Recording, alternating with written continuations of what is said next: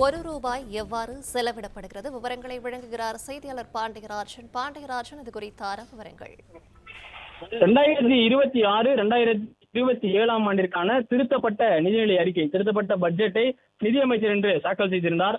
தமிழக அரசு மூலமாக இந்த நிதியாண்டுல 2026, 2027 நிதியாண்டுல தமிழக அரசால் ரூபாய் எவ்வாறு செலவிடப்படுகிறது, எந்தெந்த துறைக்கு செலவிடப்படுகிறது என்பதை பார்க்கும் பொழுது உதவித்தொகைகள் மற்றும் மானியங்களுக்காக மட்டும் 33.2 பைசா ரூபாயிலிருந்து செலவு செய்யப்படுவதாக தமிழக அரசு சார்பில் திட்டமிடப்பட்டிருக்கிறது.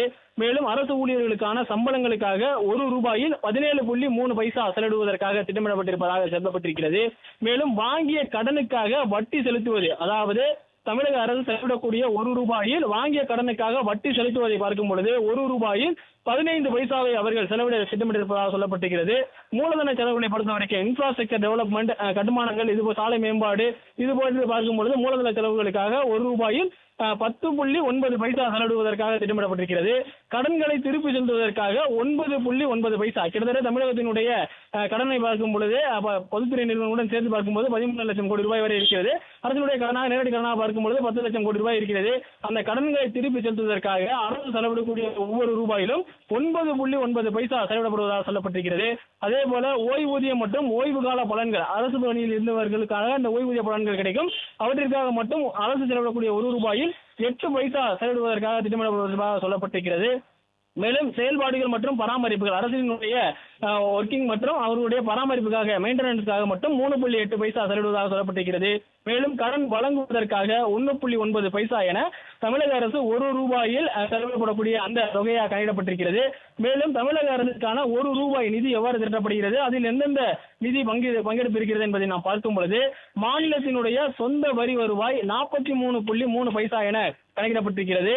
அதாவது அரசுக்கு வரக்கூடிய வருவாயில் ரூபாயில் 43.3 பைசா என்கிறது மாநிலத்தினுடைய சொந்த வருவாய் மூலமாக கிடைப்பதாக சொல்லப்பட்டிருக்கிறது. மேலும் பொது கடன்கள் மூலமாக, கடன் மூலமாக மட்டுமே ரூபாயில் 33.1 பைசா நிதி திரட்டுவதாக சொல்லப்பட்டிருக்கிறது.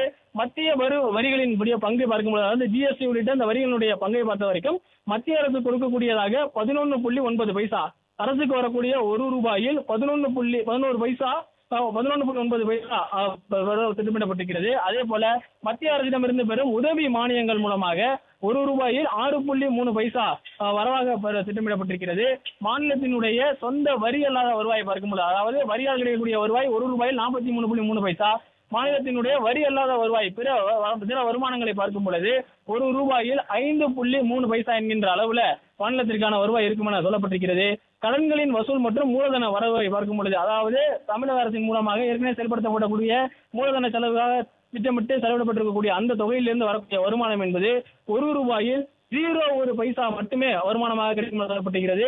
தமிழகத்தினுடைய ரூபாய் எவ்வாறு திரட்டப்படுகிறது, ரூபாய் எவ்வாறு செலவிடப்படுகிறது, ரூபாய் வரவுக்கான மூலதாரணங்கள் என்னவா இருக்கிறது, செலவிடுவது எந்தெந்த துறைக்காக எவ்வளவு செலவிடப்படுகிறது என்கின்ற வகையில தமிழக நிதிநிலை அறிக்கையில் கூறப்பட்டிருக்கிறது.